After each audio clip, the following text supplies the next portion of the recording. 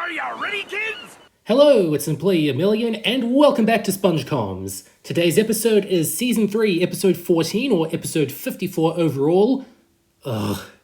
Written by Paul Tibbett and Kent Osborne, and originally airing on Nickelodeon on March 5th, 2004.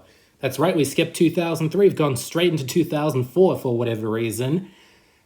Although there are apparently reports that it aired on Canada, on YTV or something, on November 5th, 2002, but SpongeBob Wiki, I'm gonna need a good source on that. I don't completely disbelieve you, but Pixar, it didn't happen, sorry. And this episode, UGG, or as it's commonly known, SpongeBob BC, was the second half-hour special of Season 3, although it was the third to air. The next one, the lost episode, aired before this, which I never really got, but I'm gonna save that spiel for that episode of SpongeComs. But I think of all the half-hour specials of Season 3, this is the one that had the most effort put into it. I mean, it's kind of subjective because none of them had the most effort put into them, because the party episode had a pretty standard party, setup. I'm talking about the patchy segments here. The party episode had a pretty standard budget TV special party look, and the Lost episode had a pretty stock budget adventure feel that I don't really think paid off. But in this little in-between, you've got a nice little niche of a prehistoric themed special, sort of like how Patchy is supposed to be like this budget pirate host. Here's this sort of look at what it'd be like if it were a budget prehistoric themed show. And that clip right there of the caveman, the black and white one, is from a 1914 film called Brute Force, which was one of the very first movies about dinosaurs. Dinosaurs and cavemen living together. Sure, the Flintstones wasn't the first to make that little era. But it was a pretty revolutionary film when it first released in 1914. That's right, it was old enough that they could use it. It was in the public domain when they were making this episode. It was about 88 years old when they were making this. So, yeah, use it if you can. Doesn't matter if it looks like it's from Decasia. It can fit the bill. And the reason I think that these patchy segments have the most effort behind them is that not only are we getting... Sorry, I've just got a bit of a cold. Not only are we having this sort of new look at a location for Patchy, because the first two or three, they were still basically the same setting. Here we've got this whole caveman setup and this whole caveman conflict. Patchy likes the past, Potty likes the future. That is such a basic schoolyard quarrel, and I like how they made it childish even with Patchy and Potty in the frame. It really works, and it doesn't work by too much. It's not masterful. It isn't the peak of SpongeBob, but, it's all right. And I find it very interesting that they went for a prehistoric look at underwater life, because the French narrator says at the start of this that we're going 100 million years into the past, which is way too early for land critter prehistory, but way too late for Cambrian explosion stuff. So I kind of understand why they went for this in-between of being super long ago, but not unbelievably super long ago, if that makes any sense.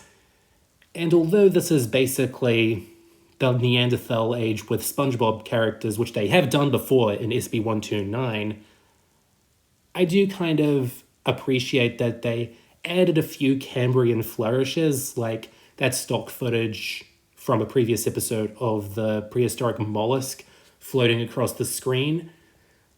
I do kind of like the backgrounds in this episode. They've already come a long way since SB129 in bringing SpongeBob into the past. I also like a couple of the prehistory jokes they do, like that sort of subversive joke of, you think Gary is going to be little, but no, he's a massive dinosaur-sized snail. I think that's good. And I also kind of find it kind of charming that they managed to make all of SpongeBob, Squidward, and Patrick's houses look like little caveman huts and caves. Squidward still looks the fanciest. I mean, you can't expect the most from him. But unfortunately, you can't expect the most from this episode either. It's been criticized over the years for being really dull and basic and hard to follow. Somehow all those three. But there are a few jokes like that, club crying, that still do feel like SpongeBob bits they would have had in normal episodes. And I think that this joke with Squidward struggling to explain to SpongeBob not to do tabunga or something, I think that is the writers sort of making fun of the fact that they've got this caveman set up and now they don't have anywhere to go with it except making up gibberish. Primitive gibberish. And here we get the introduction of Patrick in this episode, and he hasn't changed one bit. I mean, you can't expect Patrick to change too significantly as a caveman. I think that this one is actually a bit more advanced than the modern Patrick that we're used to, because he's a bit stronger. I mean, look at his biceps when he hugs Squidward here. Look at the shading on them. That's how you know they went the extra mile with that shot. Because you usually didn't see shading in SpongeBob in these times on characters. Once in a while they bring it out, but yeah, that's kind of showing that they wanted it to be a real three-dimensional hug. Oh, and silly me, I haven't been referring to them by their proper names. The caveman SpongeBob in this episode is called SpongeGar, the primitive Patrick in this episode is called Patar, and the primitive Squidward is called Squog. I've been referring to them as that because they're still basically supposed to be SpongeBob, Patrick, and Squidward as cavemen. Don't know if it's meant to be their official ancestors, but, you know, it works, it's fun, it's cute. SpongeGar is still used as an offhand description of any caveman version of SpongeBob, which there have been plenty over the years. You've already got the primitive sponge in SB129, and then you've got the squeaky caveman way later in season 11. But for one reason or another, even though most fans will say SB129 is a way better episode than this, you've got a sort of legacy to these versions of the characters. They appeared later in Atlantis Squarepantis. In fact, Atlantis Squarepantis had a few nice little callbacks to the older seasons that I think improved it a little bit. And you're already running into the first big problem with aren't you? There really isn't much to say about it. I mean, I can only really go on for so long. But with an episode where there really isn't much dialogue to speak of, even Squog's, wait a minute, is this sort of weird little one-off bit. The rest of it is just caveman jumbo. The gimmick kind of wears itself thin very quickly when they have to thrust them into the story about, you know, discovering fire.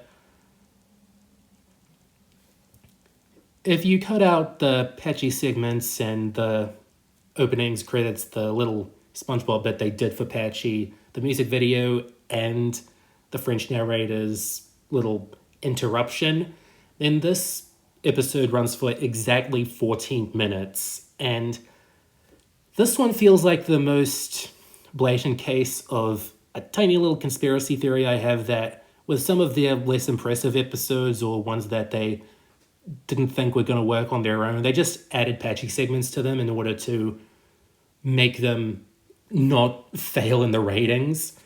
And this episode did well. It did really well in the ratings. I think around 5 million viewers, because that's how many were watching SpongeBob at that time. So that is really a mark of the show's success, that this episode came and went and didn't really spoil people's appetite for the movie, which was growing steadily across 2004. And the marketing for this episode was all right. I've only seen bits and bobs of it, but they put effort into doing this whole thing of showing commercials and bumpers of Patchy time traveling, trying to get to the prehistoric times, and running into all different sorts of time periods.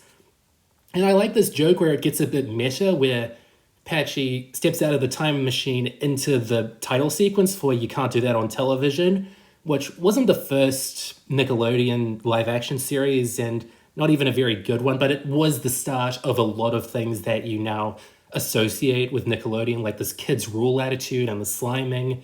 And that was really meta and fun. And I think Nickelodeon was really on the ball with its past in that specific instance.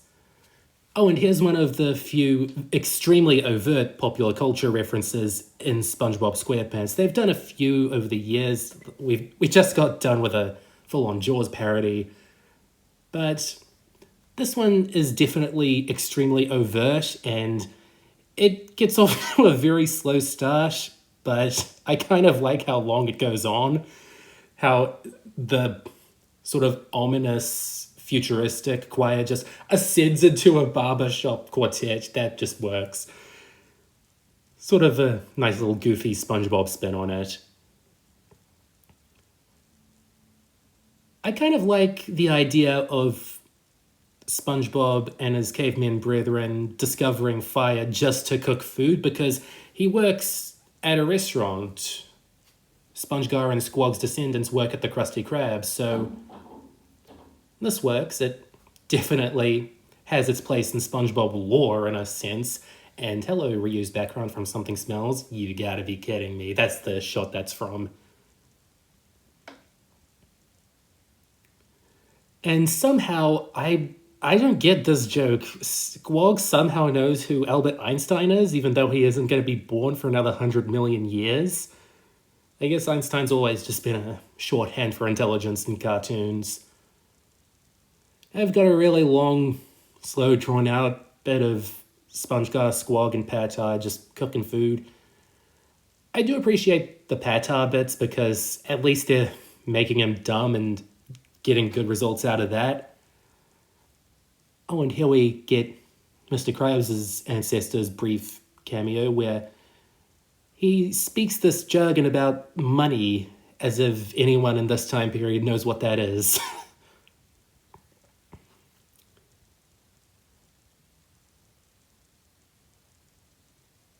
Thank goodness that's over and we're halfway there. Whoop, halfway there.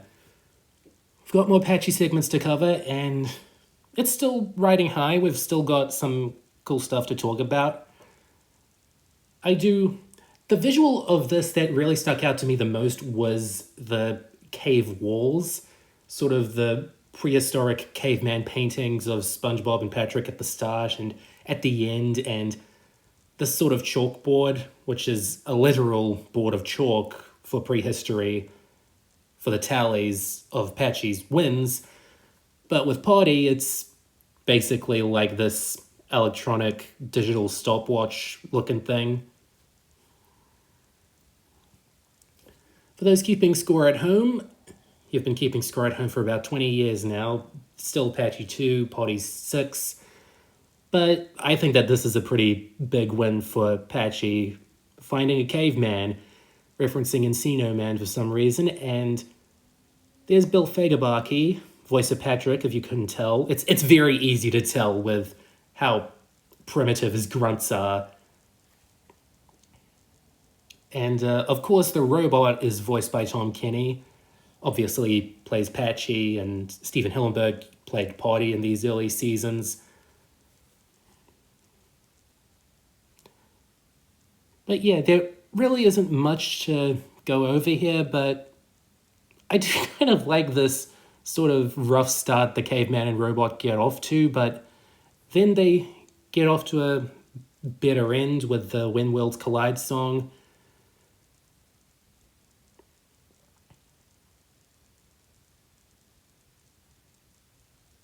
You're about halfway through this thing now, thank goodness. So even though this episode isn't especially good, I think that the Patchy segments are fine, the SpongeBob bit's fine, but it really does feel like they're propping up an episode that they didn't have much confidence in, either the writers or Nickelodeon. I don't want to put words in their mouth. I don't exactly know the story behind these specials, and I'd probably let them say if they could. But yeah, for something that doesn't really have much reason to go back to 18 years after the fact, I mean, Nickelodeon did their best with it. Like, they released it on DVD only 4 days later, so there was definitely demand to see this on your VHS or DVD. I mean, this kind of shows how little they could do with SpongeBob, Patrick, and Squidward as cavemen. Like, they're back from the break and they're still doing the same jokes about eating food. They aren't bad jokes. You get a lot of creative visual gags, and that's what this episode does best. These little offhand visual gags and seeing what it's capable of doing, like SpongeBob inventing a very sandy Krabby Patty. Not the last time he's going to be naked and afraid and eating sand or dirt, as we're going to see in season 5.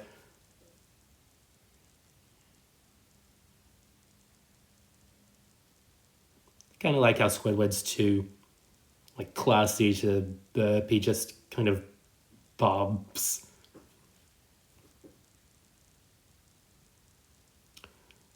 And here's the episode that I think they might have had the most fun writing. Just SpongeGar, Patar, and Squog not only, fighting over who gets to keep the fwee, but who gets to, take it home with them. Just sort of going about it like extremely primitive people. Like, first they're trying to go their merry ways and talk themselves into getting it, but then it just becomes this onslaught of, capture the flag, visual gags. I mean, that's really all you can do at this point, right? And I'm not going to bore you with the anachronisms of when cavemen discovered fire, when they domesticated animals, because the timeline of this is all over the place. I think that everyone, except for the nerdiest caveman geniuses, just have this general idea that cavemen, Neanderthals, sort of found and discovered all the same things at the same time, and that's not bad. It leads to creative stuff like this that doesn't really have creative limits on it if the general public were a bit smarter about their prehistoric knowledge. And they're really showing off the backgrounds and the ways to make this sort of old world look new and fresh and exciting for SpongeBob and co, because instead of having these big Jurassic or Mesozoic trees, you have to show these old world plants that you would see, really old kinds of fish swim around in these sorts of historic aquarium looking places.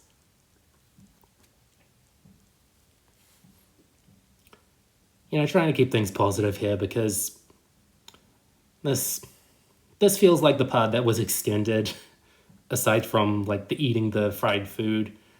This feels like the part that was padded out when they realized they could make a special out of this.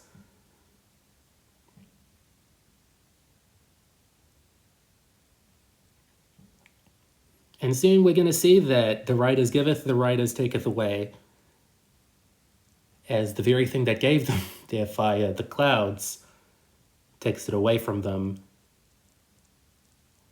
And I think this little bit is really sweet. Like, you really can't care about these caveman versions of the characters the same way you care about them. But I think that SpongeGar and Patar reconciling has some heart to it, and Squad getting electrocuted because, well, even in prehistory, Squidwards just have the worst of luck. Like, that works. That's a funny way to cap it. But still, if you don't like this episode, if you just see no reason to go back to it today, I can't blame you. It's really only if you're in a caveman sort of mood, but in that case, why not go watch the Flintstones or something? But here we've got the end of the Patchy segment where Potty puts together this little music video for Patchy. I don't know why the older SpongeBob specials had this sort of drive to also be musicals and have at least one big musical segment. Because Christmas Who had a Christmas song, obviously. Party Pooper Pants had Underwater Sun.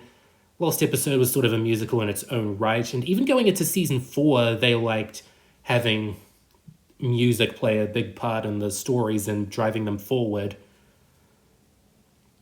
But this one really stands out for being quite a bop when worlds collide. And it even reuses clips from SB129 more overtly because, well, they're just kind of showing that they've been through this already with the primitive scenes in that episode, but they also bring the future scenes into it as well. If you ever wanted to hear Bill Fagerbakke rap to what sounds like a Beastie Boys song, then there's your chance. Really, the only thing you've got to mention after this is the dinosaur that they show, which doesn't look better than a bumper Nickelodeon did way back in 1984. So, yeah, but it's fine. It's all fine, really. Yes, you are. But one thing this episode did right that I have not seen another episode of SpongeBob do in all my days is they whipped up a new remix of the credits theme for the credits. SB129 had a few variants for the future and past segments, and there was, back when they used the credits in the episodes, a slightly softer one variant that they used for when they wanted a more chill atmosphere, which works well. Like, the credits theme is a bit of SpongeBob history that I think has not been used to its fullest potential since SpongeBob BC. Like, this little caveman version of it is really catchy, and I wish they did more variants of the ending theme like this instead of using either its base form or original songs. The original songs they do can be fun, but whatever. And that was Ugh. Last week I asked what a few months ago I asked what SpongeBob parodies you'd like to see. Wazowski says an Exorcist parody or a Christmas Carol parody. I've always wanted to see them do a Christmas Carol parody. Dashel Rose wants SpongeBob to do Pirates of the Caribbean, and that would be pretty fun. Rebel Friend says a mad world. That would make a good baseline for an episode, I agree. Bryce Form says either Back to the Future or The Shawshank Redemption, since Clancy Brown was one of the main actors in that movie. That'd be pretty fun. Sparkling with Nights says Star Wars or Back to the Future. New Master the Wizard of Oz. Sweet Dude, woo! Parody Terminator, lol. And Super Seal says make sort of a Lion King 1.5 thing. And I can kind of see that. My question of the week for you this week is, which time period do you want to see SpongeBob and gang be represented in? Because, I mean, this show isn't Doctor Who, it can't whip out time periods willy-nilly, but they have done medieval stuff to extraordinary effect, and they then did a Western thing to, once again, middling effect. But, yeah, these episodes weren't always good, but they were interesting, and I would like to see them do more to make these places visually and distinct in their identity. Like, you can throw a lot of shade at UGG, but it was distinct. Next time I do this, it'll be for a pretty outrageous pair of hardcore violence and hardcore panty raids in The Great Snail Race and Midlife Crustacean. Goodbye for now.